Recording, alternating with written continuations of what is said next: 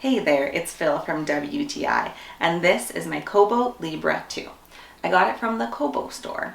This is the black version, but it is available in white as well. I wanted to highlight a few interesting features about it. One of them that I really like is this nice wide side.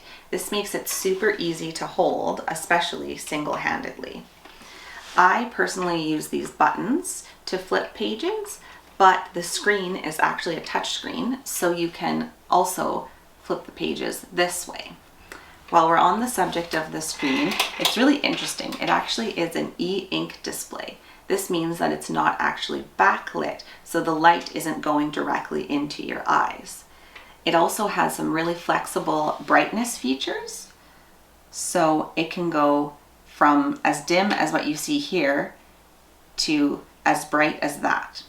Plus, it also has a color temperature where you can change the color temperature of it.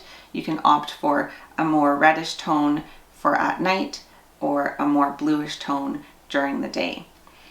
I read before bed, so these features are super important to me. If you're the type of person that likes audiobooks, though, this Kobo has Bluetooth compatibility. So any Bluetooth headphones you have or Bluetooth speakers, you can listen to your audiobooks that way.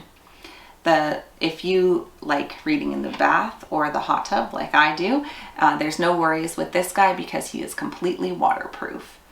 The Kobo store has up to 24,000 books, plus you can sideload any EPUB files that you may already have, so you're never going to run out of things to read. I have really been enjoying having this Kobo. It's so light and small, I can just throw it in my purse and take it wherever I travel. But that's just my point of view.